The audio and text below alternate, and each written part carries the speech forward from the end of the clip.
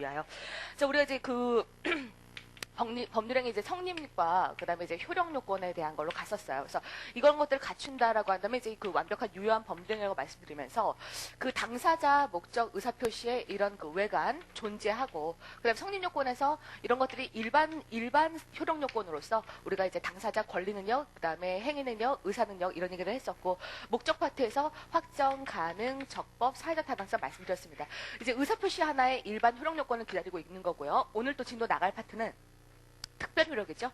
특별 효력 요건으로서 본인이 직접 법률행위를 하는 것이 아니라 대리인의 효과 의사를 가지고 대리행위 법률행위를 했을 때 그것이 본인에게 효력을 미치는 특별 효력 관계인 대리 구조를 공부를 해나갈 거예요. 그래서 특별 효력 요건이 유권 대리여야만 그것이 유효한 법률행위로서 그 권리움과 파생될 수 있겠죠. 이런 것들에 대한 것으로 나갈 것입니다. 그래서 의사표시 파트인데요. 의사표시 파트에는 정상적인 의사표시는 법에서 우리가 그 간섭하고 있는 게 아니었죠. 소극적으로 비정상적인 부분에 대해서 문제가 되고 있습니다. 그래서 일치된 게 아니라 일치된 의사가 아니라 불일치에 대한 측면들, 그다음에 하자가 있는 이런 것들의 측면들입니다. 그래서 우리가 107조와 108조, 109조, 110조 이런 논의를 할 수 있는 것인데요. 원래 정상적인 의사 표시를 논할 때는요. 그 표시행위가 있죠. 그 표시행위가 있고 그다음에 그 마음속에서 의욕했던 그 효과 의사를 그 표현할 때 우리가 외관 표시행위로부터 드러난 표시행위로부터 추단되는 이런 효과 의사만을 검토하는 것이 정상적인 의사표시를 할 때의 논의입니다.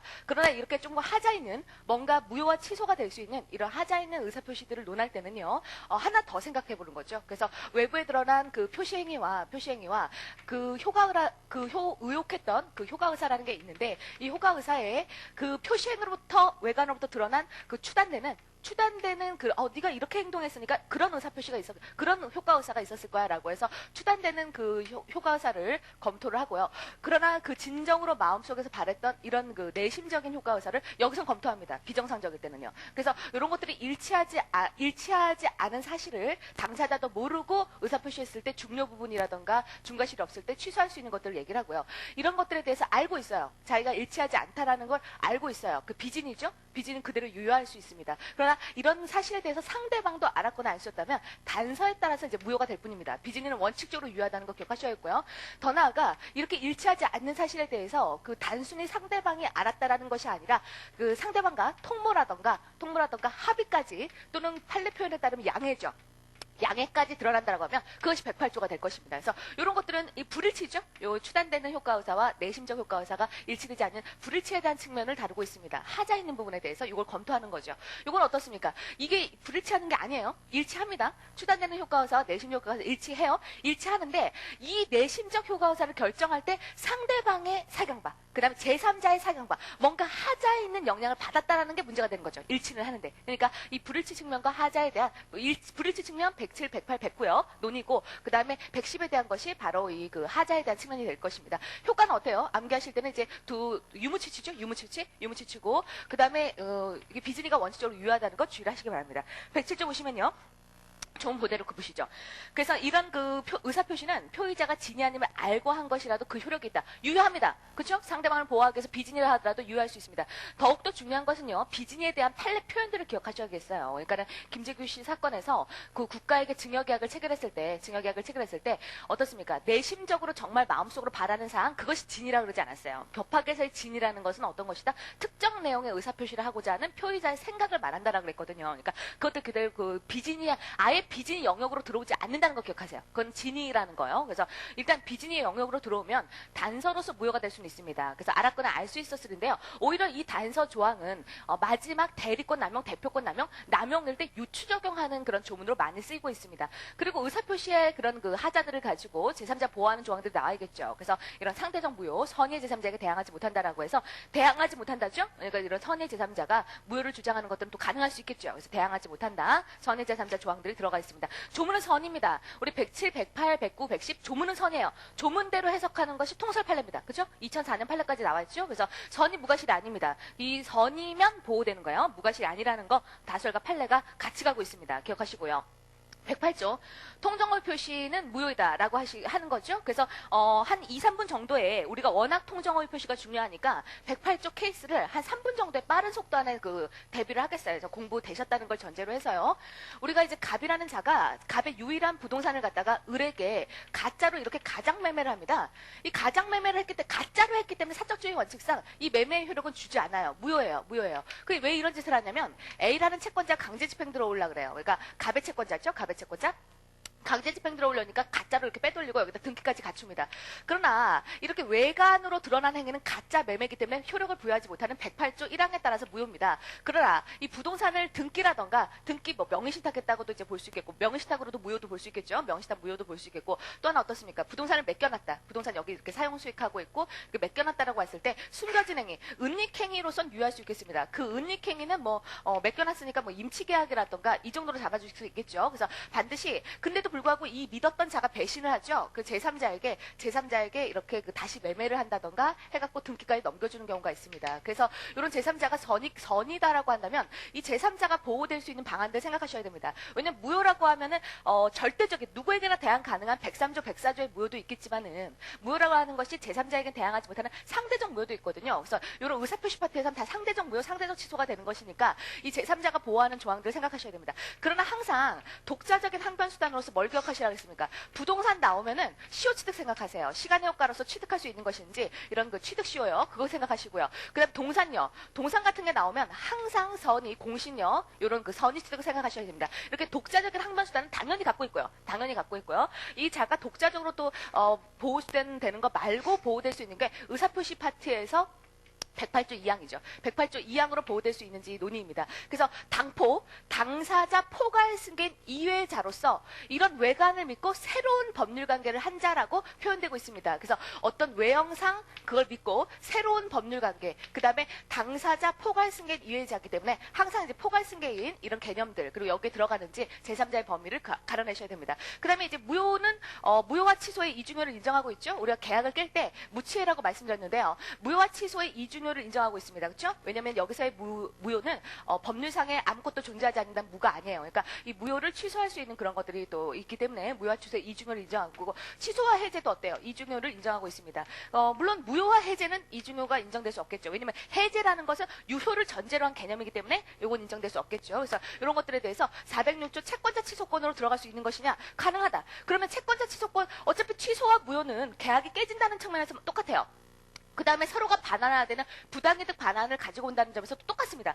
그럼에도 불구하고 실익은 어떤 게 좀 실익이 있을까요? 만약에 이 A 때문에 그래요. 그 갑의 채권자 A가 이 108조 무효를 주장하기 위해서는 그 무효를 주장하는 자가 다 입증을 해야 됩니다. 이 갑과 을이 통모, 양해 이런 합의가 돼 있었다. 가장매매는 통모다라는 사실을 갑과 을에 대한 그런 측면을 다 입증해야 되는데 이 통모라는 것이 어느 정도 주관적인 것들이기 때문에 입증하기가 용록하지 않아요. 그런데 채권자 취소로 가게 되면 입증 책임에서 참 좋습니다. 왜냐면은 채권자로서는 채무자의 사의의사만 입증하면 돼요. 이것만 입증되면 이런 그 수익자의 그 어떻습니까? 이런 그 사의의사 같은 경우는 악의 같은 경우는 추정이 되잖아요. 더 나아가 그 채무자가 유일한 부동산을 빼돌렸다고 한다면 유일한 부동산을 빼돌렸어? 그럼 너는 사의의사가 있는 거야라고 해서 판례가 얘도 추정해줘요. 그러니까 얘도 추정되죠? 얘가 추정되면 얘가 악의가 되죠? 얘도 추정되죠? 그러니까 입증 책임에서 사건자 취소권으로서 무효를 취소를 하는 것이 더욱더 타당할 수가 있겠습니다. 꼭 기억하시기 바라고요. 그 다음에 이런 은닉행위로서는 유효하기 때문에 이렇게 빼돌렸을 때 갑이 을에게 계약상의 책임으로서의 손해배상, 채무불행에서 손해배상 채권이 있습니다. 그 다음에 불법행위로서의 손해배상 채권이 있어요. 손해배상 채권은 진짜를 넘겨받은 거예요. 그래서 이런 그 진짜 받을 손해배상 채권 1억이 있었는데 그 집에 시가가 1억이라서 1억이 있었는데 그걸 갖다가 뭐 B한테 넘겼다. 채권 양도했다라고 한다면 이걸 갖다가 어떻습니까? 뭐 가장 양도했다던가 아니면 채권 양도했다던가 뭐 이렇게 됐을 때 얘는 진짜를 넘겨받은 자이기 때문에 우리가 108조 2항으로 보호되는 자가 아닙니다. 그러나 가장 매매 드러난 행위 매매대금 채권을 넘겼다라고 한다면 얘는 없는 외관을 믿고 그 가장 매매랑 외관을 믿고 새로운 채권 양도라고 하는 새로운 법률관계 가진 자이기 때문에 매매대금 채권에 대해서는 얘가 또 선의 제3자가 될 수 있는 거죠. 그래서 그런 측면들을 항상 기억하시면서 살펴보시면 되겠습니다. 그 다음에 이제 넘어가셔갖고 그 109조죠. 백구조도 할 얘기는 많지만 법률행위 내용에 일단 동기가 포섭될 수 있는지 우리가 표시서를 택하고 있다는 거 기억하셔야겠어요. 우리는 조문은 법률행위 내용입니다. 조건은 쭝쭝이죠, 쭝쭝. 중요 부분이어야 됩니다. 그 다음에 우리가 그 중과실인 경우에는 취소하지 못한다고 했는데 조문이 본문과 단서로 돼 있어요. 그러니까 이 법률행위 내용의 중요 부분이라는 사실은 표의자가, 즉 취소권자인 표의자가 입증해야 됩니다. 그러나 넌 중과실이니까 취소 못한다. 이건 상대방이 입증하도록 되어 있습니다. 그러니까 중상이죠, 중상. 그래서 단서로 되어 있다는 거 꼭 기억하셔야겠습니다. 그럼 넘어가셔갖고요. 이제 그 110조죠, 110조? 110조 보시면은 사기 강박에 의한 의사표시 취소할 수 있습니다. 어때요? 그냥 취소해, 그냥 취소. 그러니까 뭐 쭝쭝이니 이런 거 없어요. 상대방 보호할 필요 없기 때문에 표의자의 취소권을 자유롭게 부여하고 있습니다. 그러나 상대방이 사기 강박한 것이 아니라 제3자가 사기 강박했다면 이런 상대방을 보호할 필요성이 있기 때문에 상대방이 알았거나 알 수 있었을 때 하나여 취소할 수 있습니다. 요거 주의하셔야겠고요. 그러면은 이제 1항이냐 2항이냐가 중요한데 이런 그 상대방의 피용자라고 하면 제3자로 다루기 때문에 2항으로 들어갑니다. 그죠? 까다롭게 취소가 가능한 한. 은행 출장소장이라고 해서 본인과 그러니까 상대방과 동일시할 수 있는 자가 사기강박했다고 하면 1항으로 들어갑니다. 그냥 바로 취소될 수 있다는 거 주의를 좀 하셔야겠어요. 또 하나 어떤 게 이제 여기서 이제 가장 어려운 논의가 될 수 있는 것이냐면 이런 것들이 될 수 있겠죠. 그래서 갑과 을과 병이 있다. 그래서 병이 이제 그 사기강박을 당했다. 사기강박을 당했는데 문제는 이 대리인요. 본인과 대리인 구조인데요. 이쪽과 매매계약을 체결하면서 사기강박을 당하는데 이쪽 대리인 측에서 사기강박한 건 아니고요. A가 제3자가 이 상대방인 표의자를 사기강박해갖고 어떤 그 매수의 의사표시라든가 이걸 하게 됐다라는 거죠. 그랬을 때 그러면은 제3자가 사기강박했으니까 우리가 110조 2항이죠. 그래서 상대방의 이런 그 알았거나 알 수 있었는데 그럼 본인이 알았거나 알 수 있었어야 됩니까? 대리인이 알았거나 알 수 있었어야 됩니까? 둘 다입니다. 주의하십니다. 그래서 둘 다 한 몸으로 취급하기 때문에 이쪽 대리인만이 알았거나 알 수 있었어야 아니에요. 이 제3자가 사기강박했다는 사실을 본인도 알았거나 알 수 있었을 때 취소 들어간다는 걸 주의를 하셔야겠습니다. 그것이 가장 어렵죠. 그래서 그런 테마들을 대리인하고 좀 연결시킬 수 있으시면 되겠고요. 그 다음에 이제 우리가 111조입니다. 111조는 조문으로 좀 중요해요. 특히나 1항은 도달한 때, 그래서 또 우리가 그 요지 가능이죠, 가능. 그 2항이 중요합니다. 어차피 도달이 됐다라고 한다면 표의자가 그 통지를 발한 후에 사망하거나 행위 능력을 상실하여도 그 의사표시 효력에 영향을 미치지 아니한다. 조문 자체로 내도 여러분들 어려워하십니다. 도달이 됐기 때문에 그 사이에 일단 발을 했기 때문에 사망하거나 행위 능력을 상실한다 하더라도 일단 생긴 의사표시 효력에는 영향을 주지 않는다는 거 기억하시기 바랍니다. 그 다음 112조요.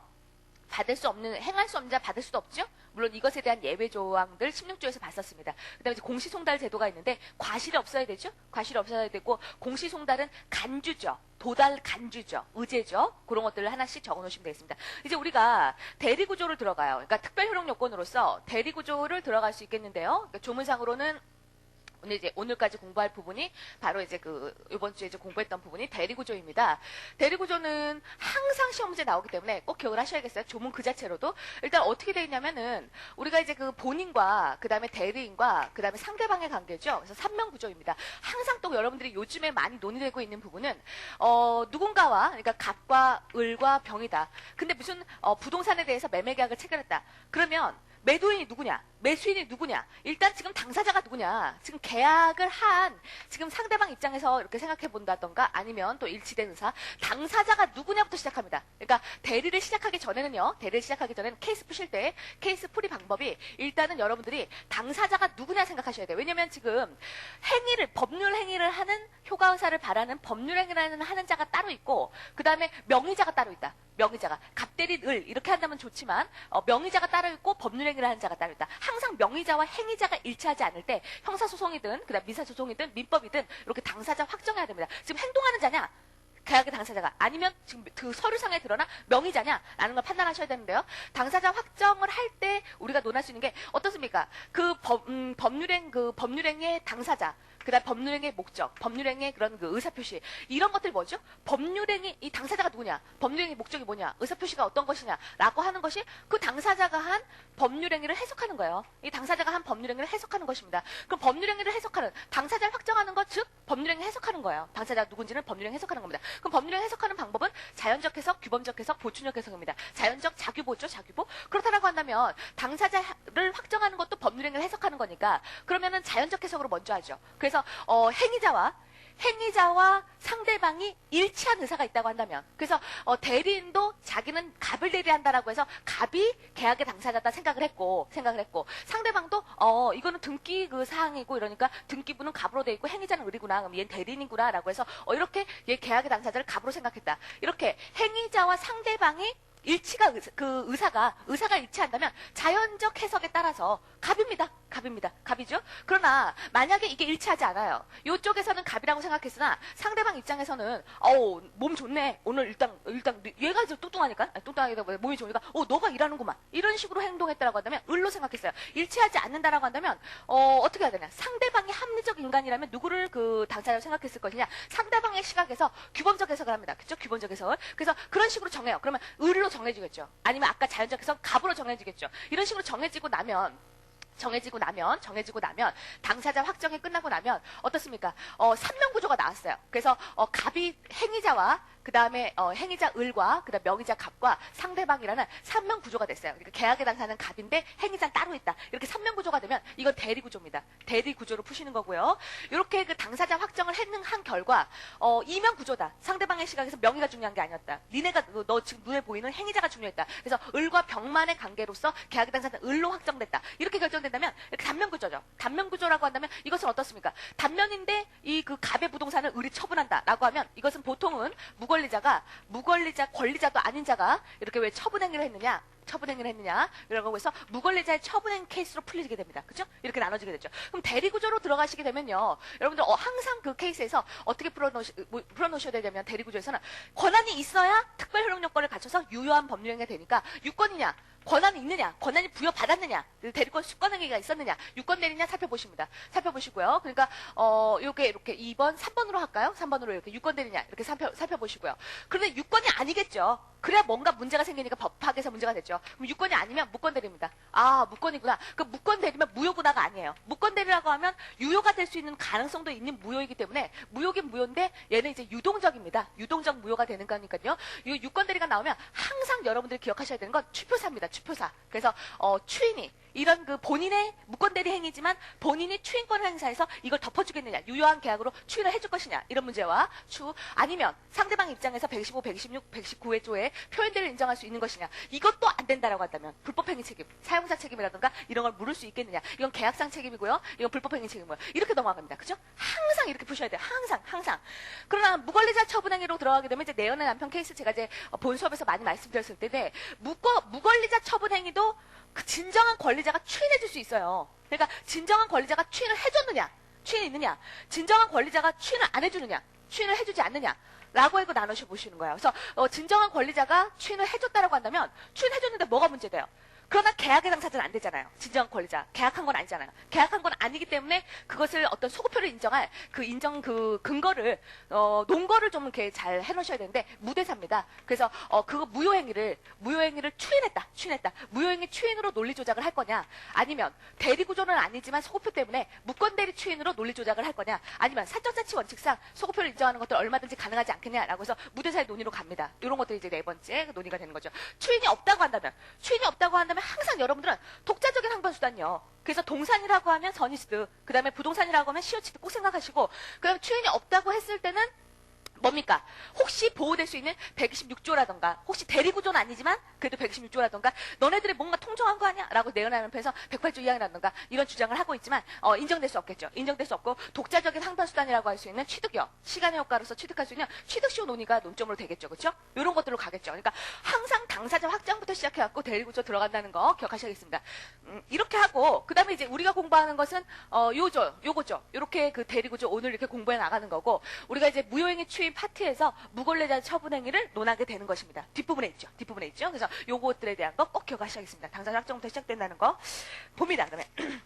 그러면 일단 개념들을 이렇게 딱딱딱딱 잡으시면 좋을 것 같아요. 그래서 보시면은 우리가 이렇게 들어가는 거죠. 대리구조라는 게 3면 구조입니다. 그래서 본인과 대리인, 상대방 관계이기 때문에 3면을 공부해 나가는 거예요. 그래서 이렇게 본인과 대리인 사이에 무슨 관계, 뭡니까? 권한을 부여하는 거죠. 권한을 수권행위요. 수권행위에 대한, 즉 다시 말한다면 대리권이요. 대리권 파트가 되는 거고, 대리권 파트가 되는 거고. 왜 그럴까요? 뭔가 여기에 고용계약이라든가 위임계약이라든가 기초적인 내부관계가 있겠죠. 그렇죠? 그래서 이런 두 줄들을 공부해 나가는 거고, 대리인과 상대방 사이, 효과의사는 대리인이 결정하는 거예요. 효과의사를 본인이 결정하는 사자니까 대리인이 효과의사를 결정하고, 효과의사를 결정한 자가 대리행위라는 법률행위를 합니다. 법률행위죠 이거. 대리행위도 법률행위예요. 법률행위라고 한다면 법률행위의 그런 그 목적이라든가 의사표시에 이런 우리가 공부했던 조문들 다 여기다 적용돼야 돼요. 적용돼야 되나? 여기서는 특칙이 있습니다. 대리행위도 법률행위나 거기에 특칙이 있으니 여기가 115조, 116조, 117조가 되는 거야. 얘네들의 특칙을 먼저 공부하는 거야. 특칙을 먼저 공부하는 거고요. 이쪽만 공부하고 나면 본인이 그 대리행위를 그 법률행위를 하지 않았으나 법률효과, 여기서의 법률효과는 다 본인과 상대에 맞죠. 근데 여기서의 법률효과는 따로 공부하지 않아요. 왜냐면은 어차피 매매를 했으면 매매효과고 증여를 했으면 증여효과고 이런 것이기 때문에 이거는 채권 강론의 논의거든요. 채권 강론의 논의니까 여기서는 요걸 자세하게 다루지 않습니다. 요거 얘기 되게 많이 하고 이거 얘기 되게 많이 하는 거예요. 조문 순서. 그리고 이런 것들이 유권대리죠. 유권대리가 삼면구조를 완벽하게 갖춘 거죠. 근데 이렇게 갖추지 않았을 때 우리가 무권대리, 그래서 무권대리 일종으로서 우리가 통설과 다수설이 무권대리 일종으로서 표현대리를 논의하지 않습니까? 그래서 외관 책임입니다. 외관 책임. 그래서 그 대리권이 있는 것처럼 보이는 외관, 본인의 뭔가 규칙 사유, 그 다음에 상대방의 신뢰라고 해서, 신뢰는 보통 선임과 실로 얘기를 하죠. 선임과 실로 여기서는. 그래서 외기신, 외로운 귀신. 그래서 외관 법리가 형성되게 되면 이 표현대리를 논하게 된다는 거 꼭 기억하셔야겠습니다. 이제 이런 구조죠. 시간상 그냥 간단하게만 말씀드리도록 하는데 그렇게 잡아 놓으셔야겠습니다. 그러면 114조부터, 대리는 114조부터 시작되는 거예요. 그럼 114조 보시면 제목이 대리행위의 효력이라고 되어 있어요. 어느 파트를 지금 조문을 규율하고 있습니까? 물론 114조 특칙은 아니고요. 여기입니다. 그렇죠? 여기에 대한 거예요. 그럼 114조 대리행위 파트 저쪽 조문인데요. 대리인이 그 권한 내에서 본인을 위한 것임을 표시한 의사표시는, 대리행위라는 법률행위는 대리인이 있는데 행위자가 대리인인데 직접 본인에 대해서 효력이 생긴다? 이렇게 돼 있다는 거예요. 직접 본인에 대해서 효력이 생긴다. 라는 것의 입장이라는 거죠. 그렇다라고 한다면, 우리가 이제 그 경우에 따라서 다르겠지만, 이 조항이 대리인 행위설과 그 다음에 또 본인 행위설, 이런 그 행위와 규율의 그 분리설로 따랐을 때 또 논거들이 이 조항을 다르게 보는 거죠. 그래서 뭐 사조차치의 그런 그 당연한 조항이다 이렇게 바라보는 입장도 있겠고, 당연한 조항이다. 왜냐하면 대리인이 그렇게 하겠다라는 의혹을 했기 때문에 이런 것이다라는 게 있겠고, 그렇지 않다라는 입장도 있을 수 있겠습니다. 그다음에 이제 115조. 그럼 115조, 116조, 117조 이 세 조문은 여기에 관련된 거예요. 114조도 마찬가지고, 114조도 이쪽 파트인데 이건 뭐 특칙으로서는 아니고 대리행위도 법률행위인데 법률행위 일반 원칙이 아니라 이걸 적용한대요. 먼저 이걸 적용한대요. 특칙으로서 대리행위 파트에. 그 115조. 만약에 본인을 위한 것임을 표시하지 아니한 행위는 어떻게 하는 거냐? 표시하지 않았어? 갓대린 을이라고 안 했어? 그러면 을 거지 뭐. 지 건지 뭐. 자기를 위한 것을 본다. 본다예요, 본다. 그게 키워드인 거예요, 본다. 본다는 간주고 의제예요. 깰 수가 없다는 얘기란 말이에요. 그렇다라고 한다면 어떤 얘기냐면, 그럼 착오를 이유로 우리가 대리행위를 법률행위라고 본다면 107, 108, 109, 110 그대로 적용시켜야 되잖아요. 그렇죠? 그러니까 난 착오였어요. 난 이 사람을 위해서 한다라고 했어야 되는데 잘못했네. 착오였어요. 라고 해서 그걸 가지고 현명하지 않은 행위에 대해서도 착오를 이유로 109조를 이유로 취소를 해야 되잖아요. 해야 되는데 본다라고 해서 이게 특칙이 먼저 나와 있으니까 착오를 이유로 취소할 수 있다 없다? 없다라는 겁니다. 그래서 그런 것들 있죠. 그래서 착오를 이유로 취소할 수 없습니다. 자기가 그 효과를 그대로 받아야 된다는 거죠. 그러나 단서가 중요하죠. 2004년 판례도 있기 때문에. 그러나 상대방이 대리인으로 저 사람 대리인이구나, 대리인으로서 했겠구나 알았거나 알 수 있다라고 한다면 그대로 대리 효과를 줍니다. 3면 구조로 봐줍니다. 그래서 여기에 대한 논의를 할 수 있겠고요. 그러면 수동대리인 경우에도 현명을 해야 될까요? 현명주의? 필요 없죠. 받는 거니까 수동대리에서는 현명을 필요 없을 것이고, 거래 신속을 요하는 상행이라던가 이런 경우에 현명이 필요할까요? 안 하겠죠. 그렇죠? 그럼 안 하겠죠. 그렇죠? 거래 신속 때문에 그런 논의들 기억하셔야겠고. 116조입니다. 법률행위 하자. 그럼 대리행위 하자. 그러면은 물론 효과의사라는 의혹된 의사를 하는 건 대리인이 대리행위라는 거 맞아요. 그렇지만은 효과를 받는 자가 본인이니까 이 법률행위 의사표시 하자가 있을 땐 본인을 기준으로 할 수도 있단 말이에요. 원칙적으로 가면. 근데 어떻습니까? 116조가 기다리고 있기 때문에 뭐 선의, 악의, 적극가담, 그 다음에 또 뭐 의사표시 하자 여부 다 대리인으로 기준한다. 이거 특칙으로 적용되는 거죠. 116조가. 그래서 이런 그 의사의 흠결, 사경바, 선의, 악의, 그다음 심지어 적극가담 이런 내용까지도 다 대리인을 표준한다. 대리인을 표준한다라고 했기 때문에 대리인의 선의하기를 가지고 따진다라는 얘기예요. 적극가담. 여기서는 제일 중요한 건 적극가담 판례를 기억하시면 되겠습니다. 적극가담 판례를요. 그래서 어떤 사안이었냐면 A가 있었는데 A가 B에게 제1매매를 했죠. 제1매매를 했어요. 이 부동산에 대해서. 근데 이제 그 여기에 제2매매를 하는데 이쪽 편에 갑이 본인이고요. 갑과 계약을 체결하는 거죠. 본인과. 이런데 본인에게 효과가 기속되는 거죠. 갑이 본인이고 을이라는 대리인을 써서 했어요. 그러니까 대리행이라는 대리인이 제2매매를 했습니다. 제2매매를 했는데 우리가 이중매매일 때 이 제2매매가 단순한 악의가 아니라 적극가당까지 나아갔을 때 적극가당까지 나아가면 도저히 용서할 수 없다. 그죠? 103조에 반한다. 103조에 반한다라는 얘기고 그다음에 이자는 103조에 반한 행위 요 소유권에 대한 물권 청구권을 채권자 대의로서 가져오는 것이 그렇게 보는 것이 판례 입장이잖아요. 여기서 적극가담이라는 거. 얘는 전혀 이런 제1매매가 있다는 사실 얘가 대리행위 한 자가 아니기 때문에 본인은 알지도 못하고 적극가담 하지도 않았어요. 그렇다 하더라도 대리행위를 한 실질적으로 법률행위 한 자가 적극가담이라고 한다면 제2매매 무효로 깨집니다. 그래서 본인이 이런 그 소유권자가 될 수 없다라는 입장이죠. 모든 걸 대리인을 표준합니다. 2항에 그러나 이런 1항을 가지고 남용할 수 있어요. 막 이용해서 선의의 도구를 이용할 수 있기 때문에 이런 조항들을 두고 있다는 거죠. 어떤 특정한 법률행위를 위임했을 때 대리인이 본인의 지시에 쫓아서 이런 그 행위를 했을 때는 본인이 자기는 선이다. 자기 안사정, 과실. 자기는 악인데 대리인은 선이다. 이걸 주장한다던가 자기는 적극가담인데 본인의 그런 그 적극가담이 아니라던가 이런 걸 주장하지 못하도록 되어 있습니다. 이런 조항들이 있죠. 그래서 한 몸이라는 거죠. 이런 것들 그래서 자기가 안사정, 과실. 그래서 우리가 110조 착오논이라던가 이런 그 110조 2항 그것도 생각하셔야 됩니다. 또 하나 어때요?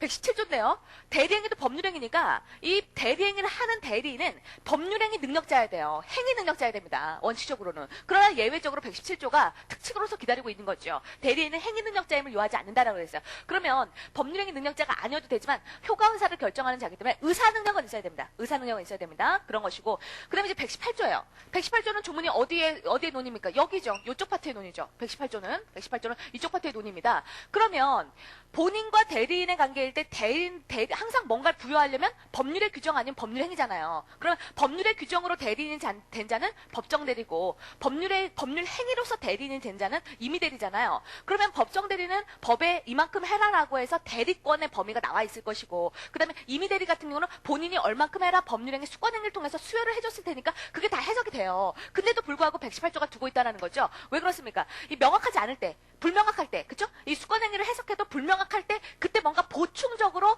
이만큼이다. 요만큼 할 수 있다. 대리권 요만큼 있다라고 해서 보충적인 규정이 들어가야 상대방이 유권대리로서 보호받을 수 있잖아요. 그죠? 안 그런다고 하면 이자가 추인과 표현대로서 인정받아야 되는데 그게 쉽진 않죠. 그러니까 상대방이라는 거래 안전을 보호하기 위해서 이 대리권이 해석이 안 될 때 이런 보충 규정이 들어가고 있다는 것입니다. 118조죠. 그래서 대리권의 범위죠. 권한을 정하지 아니하니라고 되어 있지만 사실 명백하지 않을 때예요. 그러니까 항상 시험 문제 많이 나오는 게 뭐냐면 대리권의 범위가 명백하거나 표현대리가 성립할 때는 118조가 적용될 수 없다. 옵니까? X입니까? 옵니다.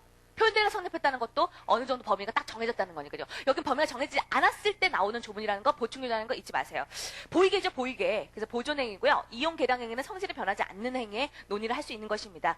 그 다음에 이제 119조인데요. 여기 파트예요. 119조도 대리권 파트입니다. 항상 우리가 어떤 권리가 나오면요. 주로 이 그 권리라는 것은 헌법에서 이 목차가 참 낮아 떨어지는데요. 헌법에서 어떤 권위라는 게 나오면 제가 뭐라 그랬죠? 외제 침구는 비싸니까 보세를 써라. 그래서 보제 침구로 머릿속에 사고를 좀 가져라라 그랬잖아요. 그래서 어떤 권리가 나오면 보가 뭐냐면 보호 영역, 권리의 내용, 권리의 범위 뭐 이런 거예요. 그죠? 보호 영역. 그러니까 헌법에서는 꼭 이렇게 쓰셔야 돼요. 헌법에서는 그 기본권의 어떤 기본권, 그 기본권의 보호 영역 이렇게 쓰시는 거예요. 그렇게 쓰시는 건데 여기 이게 민법에 들어오면 권리의 내용, 그 다음에 권리의 범위 뭐 이런 걸로 가겠죠. 그 다음에 권리라는 건 항상 제한당하기 나름이에요. 그 다음에 그 제한은 적법한 제한이죠. 그런데 위법한 제한으로 넘어가게 되면 그건 침해예요. 그러면 침해를 당하고 가만히 있나요? 그 권리의 구제 방안이 나와야겠죠. 구제 방안이. 그래서 이렇게 외제 침구가 아니라 보제 침구 이런 식으로 써나가는데 그러니까 권리라는 게 이만큼의 범위다. 그러나 그 권리는 제한당하기 나름이거든요. 그래서 그 제한하는 방법을 어때요? 뭔가 여기를 제한하려면 권리를 제한하기 위해서는 항상 성법이죠. 성법이. 그래서 성법이라고 말씀드렸는데 성질상 안 되는 게 있어요. 그 권리의 성질상. 그 다음에 법률상 못하도록 돼 있어요. 그 권리의 범위를. 그 다음에 당사자의 의사표시, 당사자의 특약으로 못하도록 하는 경우가 있어요. 그래서 뭔가 제한은 다 이런 것들이 나올 수가 있단 말이에요. 그러니까 칠법을 다 공부할 때 이런 맥락으로 가시는 건데 여기서의 대리권도 마찬가지입니다. 대리권도 대리권의 범위는 이만큼이라고요. 얘기했죠? 얘기한 다음에는 대리권의 제한이 나오는데 법률의 규정으로 제한시킬 수가 있어요. 당사자의 의사로도 제한시킬 수 있고요. 119조 봅니다. 원래 대리인이 여러 명이라 하더라도 각자 대리가 원칙이에요. 각자 대표가 원칙이고요. 각자 대표, 각자 대리가 원칙입니다. 원칙이죠. 그러나 법률 또는 법률 행위로 그쵸? 성법이니까. 그러니까 법률, 의, 당사자의 의사표시, 법률행위. 이걸로 각자 대리인 것을 제한시킬 수 있어요. 그쵸? 제한시킬 수 있습니다. 법률의 규정으로서 제한시키는 것은 우리가 909조죠. 그쵸? 이런 것들 909조에 대한 친권자가 공동 대리하도록 되어 있는 조항들 꼭 기억하셔야 될 것이고요. 넘어가셔갖고, 그 다음에 이제 120조죠? 120, 여기선 새로운 논이에요. 120조, 121조, 그 다음에 122조, 123, 123조까지. 그러니까, 조문이, 120, 또 123조까지. 여기는 요 3면을 얘기하는 게 아니에요. 3면을 얘기하는 게 아니라, 이거는 본인이 원래 대리인, 그 다음에 원래 대리인이 복대리인 선임할 수 있느냐, 복인권에 대한 논의를 따로 이렇게 뽑아놓은 것입니다. 그러면 요 조문은 그대로 기억을 하셔야겠죠? 조문, 4개의 조문을 한번 정리해보면, 요 원래 대리인이 복임할 수 있는 권리가 얼마만큼이 될 것이냐, 원래 대리인이 어떤 잔지를 생각하셔야 돼요. 법정 대리인이냐, 아니면 임의 대리인이냐, 이걸 생각하셔야 돼요. 그래서, 임의 대리인이라고 하면 본인이 자기 복무해야죠. 자기가 행동해야지 복임을 해갖고 복대리인을 뽑을 수가 없습니다. 그러니까 원칙, 복임행위 할 수 없어요. 복임권이 없어요. 자기가 해야죠. 그러나 예외적으로 본인이 그래 너 바쁘니까 제주도 변호사 복임해라 라고 해서 이렇게 본인이 승낙을 해준다거나, 그 다음에 예외적으로 부득이한 사유라든가 이렇게 승부가 있을 때는 임의 대리인도 복대리인 선임을 할 수 있는 거죠. 복대리인 선임권이 있는 거죠. 이런 것들이고, 법정 대리는 어때요? 하는 일이 많아요. 포괄적인 대리권을 가지고 있어요. 하는 일이 많기 때문에 원칙적으로 딴 사람을 시킬 수 있어요. 법정 대리 모든 걸 다 할 수 없으니까. 복인권이 있습니다. 그러나 예외적으로, 바보한테 승낙받지는 않아요. 법정 대리인이. 그래서 승낙받지 않고, 부득이한 사유가 있을 때는 다 할 수는 있지만 책임을 좀 다운시켜줘야겠죠. 책임에 대한 얘기입니다. 그래서 원칙적으로 복인권이 없기 때문에 예외적으로 임의 대리는 승낙이나 본인의 승낙이나 부득이한 사유이기 때문에 어떤 책임만 지면 돼요. 왜 그런 사람을 뽑았느냐. 그죠? 선임 감독상, 왜 감독을 소홀했느냐라고 해서 선임 감독상의 책임만 집니다. 이렇게 권한이 작기 때문에 요 정도 책임밖에 안 져요. 그러나 법정 대리는 원칙적으로 복인권이 있기 때문에 권한이 크면 책임도 커요. 그러니까 모든 책임을 다 져요. 전 책임을 다 져요. 그러나 예외적으로 너무나 부득이해서 그 사람 뽑았다라고 한다면 이때는 책임이 다운돼야겠죠. 두 번째 책임은 이때는 선임 감독상의 책임입니다. 그리고 더 나아가 본인이 누구를 뽑아라라고 해서 지명까지 됐다고 하면 마지막 책임 단계, 제일 마지막에 지명 혜택 책임으로 가는 거죠. 혜택 책임으로. 그래서 이렇게 책임은 큰 책임, 중간 책임, 마지막 책임 이렇게 되는 건데, 쓰시는 거는 이런 거죠. 여기 승낙 아닙니다. 그런 것들 주의를 하셔야겠고 아시는 겁니다. 조문 그렇게 정리하시면은 될 것 같아요. 그 다음에 123조까지죠. 그 다음에 124조. 요것도 어때요? 요거잖아요. 요쪽 파트에 대리권이 제한될 수 있다고요. 대리권이. 왜 제한돼요? 본인을 보호하기 위해서 제한할 수 있는데, 그 제한할 수 있는 게 성법이잖아요. 법률상, 민법상 제한시켜놨습니다. 어떤 겁니까? 민법상. 자기 계약하지 마라. 쌍방대리하지 마라. 본인을 위하여. 이렇게 나와 있는 거예요. 그렇죠? 근데 항상 제일 주의하셔야 되는 건, 이 124조 자기계약 쌍방대리를 위반하면 무효입니까? 그럼 틀려요. 무효라고, 그냥 아무 말 없이 무효라고 하면 우리가 확정적 무효를 전제로 한 개념들이 됐기 때문에 114조에 위반하면 무효이다. 이렇게 하면 틀린 지문이에요. 왜냐면 124조를 위반하면 여러분들은 무권 대리다 이렇게 하셔야 돼요. 무권 대리라고 해야지, 무효가 아니라 유동적 무효인 무권 대리다 이렇게 말을 해야 추임 표현대리를 또 검토할 수가 있거든요. 그러니까 무조건 대리구조, 3명구조에서 문제가 됐을 때 무권 대리다라고 하셔야 돼요. 그냥 무효라 그렇게 하시면 안 되고요. 그래가지고 요런 124조에 대한 논의입니다. 그러나 어때요? 본인을 보호하기 위한 거니까 새로운 법률 관계를 낳지 않는 채무의 이양이라든가 본인이 승낙을 한 경우라든가 그런 경우에는 얼마든지 자기가 쌍방대리가 되죠? 그거 기억하셔야겠고, 그 다음에 우리가 124조가 있지만 124조 말고 상법이라든가 또 민법에서는 921조입니다. 921조가 있으면 124조보다는 921조가 특칙이에요. 법조경합이에요. 이걸 적용하는 거예요. 그래서 법정 대리인 친권자와 미성년자인 자 사이에 이해상반이 된다라고 한다면 이해상반인지 아닌지 따지면 되는 거지, 자기 계약이긴 하더라도 유효할 수 있는 거예요. 그러니까 이거보다 921조를 특징으로 적용하는 거니까 이해상반으로 따지지 자기 계약으로서 무권대리 무효로 가는 건 아니라는 걸 기억하셔야겠습니다. 그 다음에 이제 우리가 외관 책임인 요 표현대리 논의죠. 표현대리 논의요. 그거 꼭 기억하셔야겠습니다. 표현대리를 너무나 잘 아시는 내용이지만 본 수업에서 했으니까 학설 설명을 안 하도록 하겠어요. 조문 시간이니까. 표현대리는 여기에 하나입니다. 어차피 외관 책임이기 때문에 125, 126, 129에 하나다라는 거 꼭 기억하셔야겠고요. 그래서 125절 보면 제3자에 대해서 타인에게 대리권을 수여를 함을 표시한 자는 그 범위 내죠. 그러니까 이런 경우라 하더라도 범위 외로 넘어가면 이 표현적인 대리권을 기본 대리권으로 하여 116조가 적용되는 것이 125조가 아닙니다. 범위 외면요. 범위 내입니다. 그런 경우에 책임을 져라.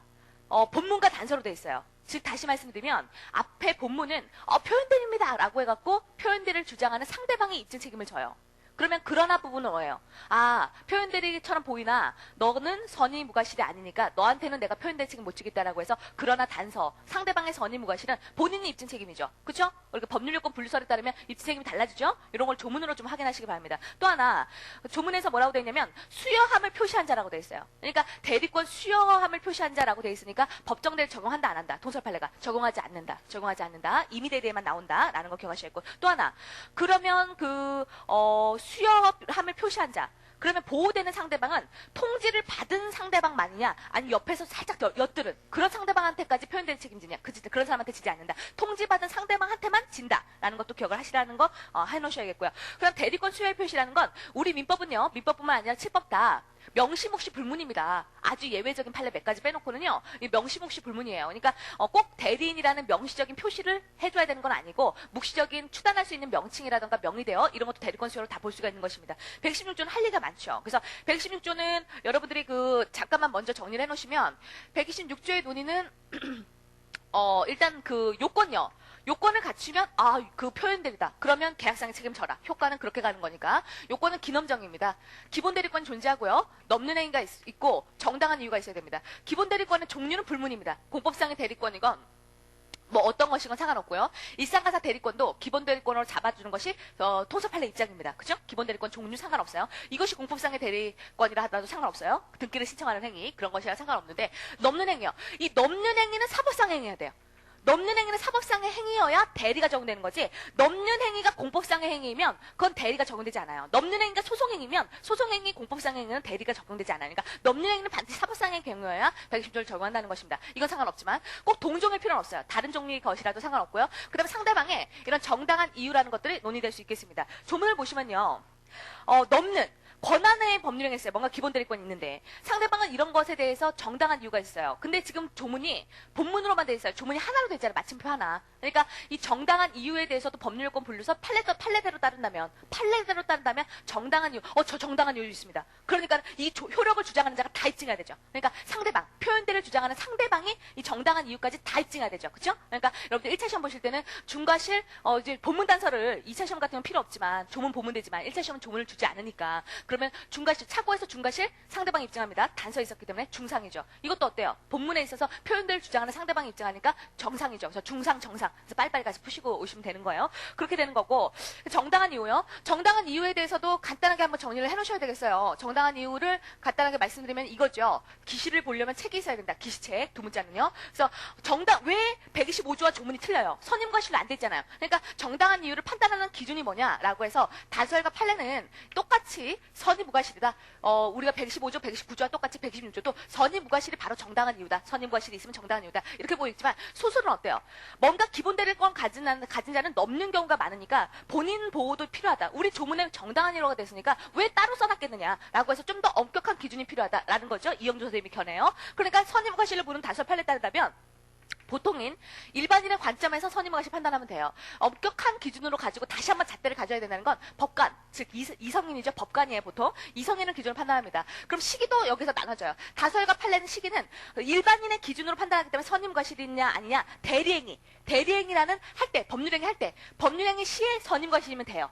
그러나 소수견은 어때요? 이성인의 관점에서 정당한 이유를 판단하기 때문에 이성인 법관요. 법관은 언제 판단합니까? 언제 만나요? 사실심 변론 끝날 때까지 만나죠. 그러니까 사실심 변론 종결실로 갑니다. 그렇죠? 이렇게 달라집니다. 입증 책임요. 입증 책임에서는 다수혈과 판례가 여기서 계속 같이 가다가 여기서는 달라집니다. 다수설은 어때요? 다수설은 125조하고 129조하고 116조는 같은 걸로 봐야 된다라고 하니까 너는 선임무과실이 아니니까 본인 책임지지 않겠다라고 해서 본인이 역시 입증 책임져야 된다고 하고 있습니다. 그럼 판례는요? 판례 같은 경우는 어때요? 판례와 그 다음에 소설 같은 경우에는 이 법률요건 분류설에 따르면 정당한 이유는 본문에만 규정되어 있으니까 당연히 표현대를 주장하는 상대방이 입증 책임지도록 돼 있다는 거죠. 이런 것들이 차이가 난다는 거죠. 그러니까 여기서는 항상 다수설 판례가 같이 가다가 그 다음에 소설하고 대립됐었는데 여기서는 당연히 판례가 법률요건 분류서니까 소설하고 같이 가요. 그러니까 소설 입장에서는 기쁘고 그 다음에 다설 입장에서는 좀 마음에 안 들고 계속 이 판례 내는 거예요. 그래서 입증 책임 상대방. 요 기억을 꼭 해놓으셔야겠고.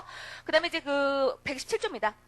127조 보시면 대리권은 언젠가 소멸되게 돼 있어요. 권리라는 게 뭐 영원한 건 아니니까 소멸되게 돼 있어요. 그래서 소멸하는 사유로서 우리가 117조가 그 일반적인 거죠. 왜냐면 제목이 대리권의 소멸 사유니까 이건 법정대리도 마찬가지입니다. 법정대리, 임의대리 마찬가지로 사사파금이죠. 사사파금 꼭 기억하셔야 돼요. 그 다음에 우리가 위임계약 주의하세요. 위임계약. 그 옆에 위임계약을 좀 적어놓으셔야 되는데 위임계약은 어떻게 되냐면 사파사파금입니다. 본인의 사망 파산도 들어가요. 그러니까 위임계약에서는 사파사파금, 여기서는 사사파금 기억을 꼭 해놓으셔야겠습니다. 그 다음 128조는 법정대리가 아니라 임의대리에서의 그 종료를 논하고 있다는 거 기억을 좀 하셔야겠어요. 그래서 원인된 법률관계 종료로 그 이런 수권행위, 대리권 소멸되기도 하고요. 그 다음에 다시 한번 강조드립니다. 그 법률관계 종료 전에 본인이 수권행위를 철회했다. 그러니까 기초적 내부관계하고 수권행위의 이 독자성을 별개로 독자성을 인정하는 견해가 나올 수 있다는 거예요. 그리고 이 수권행위가 단독행위냐 계약이냐 논해지는데 본인의 의사만이 중요한 단독행위다 보는 논거가 바로 이 수권행위 철회에 있습니다. 왜냐면요, 만약에 이 본인의 수권행위를 부여하는 게 청약이라고 본다면, 이 수권행위를 계약으로 본다면, 청약과 승낙이 있어야 되잖아요, 계약은요. 그러면 본인의 의사표시를 그 청약으로 보면 청약은 구속력이 있어요. 철회하지 못해요. 527조인가요? 철회하지 못해요. 근데 지금 조문은 이 수권행위를 철회할 수 있다라고 되어 있기 때문에 이 수권행위를 계약으로 봤다, 청약으로 봤다, 아니면 단독행위로 봤다라는 논거가 될 수 있습니다. 꼭 기억하셔야겠습니다. 그런 의미들. 그 다음에 이제 마지막 129조인데요. 표현대리로서 대리권의 소멸은 조문이 좀 특이하게 돼 있어요. 선의의 제3자에게 대항하지 못한다라고 돼 있어요. 그 얘기는 뭐냐면 요즘 유력설이 많습니다. 원래 그 지금 종래 다수설 같은 경우는 여기서도 표현들을 주장하는 자가 선의무과실을 입증할 필요는 없고 본인 측에서 넌 선의무과실이 아니야. 본인 측에서 입증하면 된다. 125조하고 똑같다. 다설은 이렇게 가요. 종래 다설은. 그러나 여러분들이 저랑 법률요건 분류서를 공부했으니까 조문을 보면 본문은 대리권 소멸은 선의 제3자에게 대항하지 못한다라고 했으니까 표현대리 효력을 주장하는 자가 선의를 입증해야 되는 거예요. 그러니까 상대방이 표현대리 주장하는 자. 그렇잖아요. 조문 선의는 그렇게 돼 있잖아요. 그리고 뒤에 보면 그러나 제3자가 과실로. 그럼 과실은요. 과실은 본인이 너 과실 있어라고 해서 본인이 입증해야 된단 말이에요. 본인이. 그러니까 이렇게 달라지고 있다는 것이 오히려 맞죠. 그러니까 유력설적인 입장입니다. 그렇죠? 그렇게 들어가는 거죠. 그리고 어때요? 126조와 129조는 본인의 과책적인 모습이 없는 본인이 뽑지도 않았던 법정대리인이 뭔가 표현대리 행위를 했을 때도 법정대리 그 미성년자, 한정산자, 금산자 이런 자들이 책임집니까? 예, 책임집니다. 125조는 법정대리 적용하지 않지만 116과 129는 법정대리에도 적용한다는 것입니다. 그래서 비판을 받고 있다는 거 꼭 기억하시기 바라고요. 그럼 넘어가셔갖고 이제 무권대리죠? 이런 유권대리 끝난 거예요. 유권대리가 안 되면 이제 무권대리입니다. 무권대리인 경우에는 무시하면 그만이겠지만 본인에게 일정한 권리를 주고 있죠. 추인권과 추인 거절권입니다. 형성권이죠. 예, 이런 것들 기다리시고요. 그 다음에 131조에 상대방은 어때요? 상대방은 우리 무능력자하고 거래한 상대방은 최철거사 단추였는데 그러나 여기 무권 대리인하고 거래한 상대방한테는 그렇게 많이 주진 않아요. 왜냐면 그 대리인의 부동산은 아니기 때문에 이렇게 줄 수는 없는 것입니다. 그러니까 무권 대리에선 법정 추인 나오지 않는다는 거 주의하세요. 그렇지 않겠어요? 법정 추인 나오게 되면 그 대리인이 한 행위에 대해서 일정한 본인의 그런 묵시적인 그 추인의 의사표시가 아니라 어떤 사유만으로 법정 추인이 된다고 하면 본인 부동산이 날아가요. 무능력자하고 틀려요. 그렇기 때문에 법정 추인 제도는 여기서 나올 수가 없어요. 그럼 최철입니다. 여기서도. 그래서 상대방이 최고할 수 있어요. 그러나 차이점 뭐가 있냐면 추인 본다가 아니라 131조에 발추인 거절 본다예요. 추인 거절. 거절이라는 게 특징이고요. 발이라는 점은 어떻습니까? 능대인 격수할 때 무능력자 파트에서 발신주의가 나왔고 대가 뭡니까? 무권대리 파트에서 발신주의가 나왔잖아요. 그렇죠? 두 가지가 나왔고요. 본답니다. 간주죠. 그 다음에 이제 추인 거절의 상대방. 이거 굉장히 중요한 조문입니다.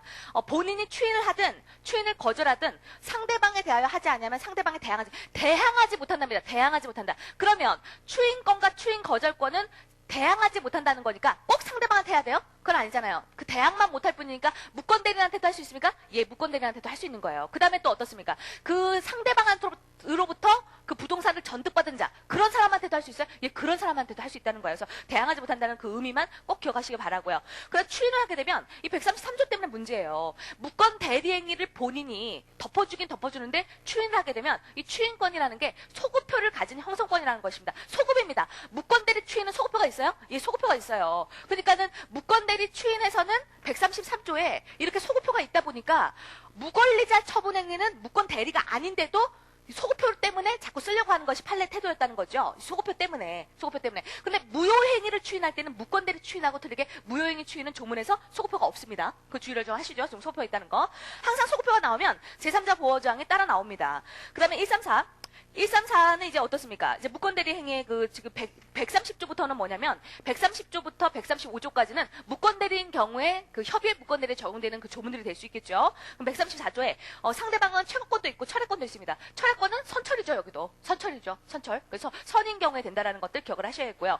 그다음 135조는 무권대리인이 책임을 져야 됩니다. 그러면은 우리가 135조 요건이 어떻게 되겠어요? 135조 요건이 본인과 그다음에 대리인과 상대방 이렇게 돼 있는데 이런 유권 대리인 것도 입증 못했어요. 유권 대리가 아니라는 거. 그러면 여기서 본인도 추인을 얻어줬어야 되는데 본인은 추인도 얻지 못해줬어요. 그럼 표현들이라는 거라도 돼야 되는데 그것도 안 됐어요. 그랬을 때 대리인에게 상대방이 135조 책임을 들어갑니다. 그리고 이런 사실에 대해서 상대방이 선의이면서 과실이 없어야 돼요. 무과실해야 돼요. 선의 무과실해야 대리인에게 들어갑니다. 그리고 대리인은요. 행위 능력자가 아니어도 좋지만 135조 책임이라는 법정 책임, 신뢰 책임을 할 때는 대리인은 반드시 법률 행위를 할 수 있는 무능력자가 아니고 법률 행위 능력자여야 됩니다. 그러니까 만약에 대리인이 법률 행위 무능력자 라고 한다면 135조 책임을 못 물어요. 그러면 여기서 끝날 게 아니라 항상 그럴 때는 상대방이 대리인에게 13세, 14세가 넘어섰다고 한다면 불법행위라는 750조로서 손해배상 들어갈 수 있다는 거 기억하셔야 했고 그런 친권자에게도 왜 애를 갖다 이렇게 교육을 했냐고 해서 750조의 책임을 들어갈 수 있다는 것도 주의를 하셔야겠습니다. 이렇게 들어가는 거죠. 135조 주의하죠. 그래서 대리권이 있다는 걸 증명도 못하고 본인의 추인을 얻지 못한 경우에 상대방의 선택입니다. 상대방이 너가 계약을 이행해라. 너가 계약을 이행해라. 또는 손해배상. 여기서의 손해배상은 그 실내이익배상이 아니라 이행이익배상이라고 했어요. 왜냐하면 계약을 이행하든지 이행이익 손해배상을 지든지 이렇게 연결된다는 것이고요. 그 다음에 상대방이 대리권 없으면 알았건 알 수도 못 들어가잖아요. 그러니까 상대방이 선의 무과실여야 135조를 들어갑니다. 그렇죠? 그런 것들이고 그 다음에 대리인은 행위 무능력자라도 상관없지만 행위 무능력자라고 하면 135조 책임은 못 집니다. 750조로 갈 수밖에 없겠죠. 라는 것이죠. 기억하셔야겠습니다. 그 다음에 조문상으로는 136조가 굉장히 중요해요. 136조. 왜냐면 여러분들이 그러니까 이런 걸 붙여놓으시라고요. 뭐 조문에다 포스트잇에 붙여놓든 아니면 별표를 치든 해놓으셔야 돼요. 조문으로 나왔을 때 틀리는 문제가 아까 111조 2항요. 111조 2항 그대로 내면 틀립니다. 그다음에 이 조문도 조문 자체로 내도 틀려요. 여러분들 낯설어 하세요. 그래서 조문 자체로 중요한데요. 우리가 여태까지 무권대리는 계약을 그 대리인이 무권대리 행위했을 때 근원이에요. 그 136조는 단독행위를 무권대리 했을 때 문제인데 우리가 표현대리라는 것은 표현대리라던가 무권대리인의 책임이라던가 이런 거는 상대방 때문에 그래요. 상대방을 보호하기 때문에 그래요. 근데 그런 계약이 아니라 단독행위에 있을 때는 좀 논의가 달라질 수 있어요. 그러면 단독행위는 법률행위 종류가 단독행위, 계약, 합동행위잖아요. 그러면 단독행위는 상대방 있는 단독행위, 상대방 없는 단독행위잖아요. 그럼 단독행위를 하더라도 상대방 있는 단독행위로 가면 웬만한 경우에는 계약처럼 취급해갖고 표현들이라던가 무권대리 책임이라던가 똑같이 갈 것입니다. 그렇죠? 그러나 상대방 없는 단독행위는 상대방도 없는데 뭘 보호할 거 말고 유동적 유효로 갈 필요가 있어요? 없어요? 갈 필요가 없죠. 그때 확정적 무효입니다. 상대방도 없는데요. 뭐 상대방 없는 단독행위를 무권대리 한 건 언제나 무효, 확정적 무효 이렇게 연결됩니다. 상대방 없을 때는요. 보시면요. 그래서 단독행위에서 상대방 있는 단독행위라고 한다면요. 그 상대방이 물론 승낙이라는 건 아니지만 대리권 없는 이런 무권대리행위에 대해서 동다죠. 뭐 동의하거나 그 대리권을 다투지 않아요. 그럴 때는 어때요? 계약에서의 무권대리처럼 얘를 보호해요. 전 6조의 규정을 다 준용합니다. 상대방 있는 단독행위에서 동다인 경우에 동의하거나 다투지 않았을 때 이런 경우에요. 그러나 대리권 없는 자에 대해서 동의를 얻어 단독행위 경우에도 맞다. 이런 거 돼 있는데요. 그러나 상대방 거기다 여러분들이 그 조문상으로 적어 놓으실 것은요. 상대방 없는 단독행위는 절대적 무효입니다. 그걸 적어 놓으시죠. 상대방 없는 단독행위는 절대적 무효다. 상대방 없는 단독행위는 절대적 무효다. 라는 걸 꼭 적어 놓으시기 바랍니다. 예, 조문은 이제 끝났어요. 조문 끝났고 조금만 그 판례를 조금 설명드리도록 하겠습니다. 이건 다음에 갖고 오셔야 되겠어요. 그러니까 다음에 언제죠? 오늘 목요일 토요일이죠? 토요일요? 토요일 날 이거 갖고 오셔야 되는데요. 토요일 날 갖고 오시면 우리가 하겠는데 우리 대리 부분만 먼저 하도록 하겠습니다. 4페이지 2 개만 앞에 건 그날 하도록 하고요. 표현대리 본질을 유권대리 아종으로 보는 것은 유권대리다. 왜냐면 외부적 수권은 있는 거니까 수권이 있으니까 유권대리다라는 거는 이영주 선생님의 소수견입니다. 그럼 표현대리라는 것은 원래 그 대리권 없는데 외관 책임을 지는 법정의 책임에 불과한 것이다. 라고 거래한자를 보호하기 위한 법정 책임이다. 라고 보는 것이 다수의 판례입니다. 그러니까 유권대리가 아니죠. 표현대리 판시상 그러니까 그 판시상 2번에 유권대리에 관한 주장 속에 표현대리의 그런 주장이 포함됩니까? 표현되지 않죠. 그렇죠? 왜냐면 유권대리 주장과 무권대리 주장은 틀리기 때문에. 그렇죠? 그래서 그런 것들의 입장이라는 거 꼭 중요하게 기억을 해놓으셔야겠습니다. 전화비세 태도 20대 판례입니다. 그 다음에 아까 126조 표현대리 얘기할 때요. 126조의 표현대리 요건할 때 기nom정이었는데 여기서의 기본대리권요. 827조 법정대리라고 볼 수 있는 부부간의 일상 가사 대리할 수 있는 권한. 그것도 기본대리권 잡을 수 있습니까? 예, 잡을 수 있습니다. 그래서 어떤 그 남편의 재산을 부인이 이렇게 매매를 했다. 정당한 대리권 없이. 그래서 상대방 입장에서 그 추인을 구하나 남편이 추인 안 해주지 않죠. 무권 대리죠. 추인해주지 않고 표현 대리 주장해서 126조를 주장하려고 한다. 그러면 부인에게 뭔가 기본 대리권이 있어야 되는데 부인과 남편 사이에 827조에서 말한 법정 대리인 일상가사 부분에 대해서 대리할 수 있는 이것도 기본 대리권이 될 수 있습니까? 예, 될 수 있습니다. 그래서 이런 일상가사 대리를 기초로 해서 지금 넘는 행위를 했죠.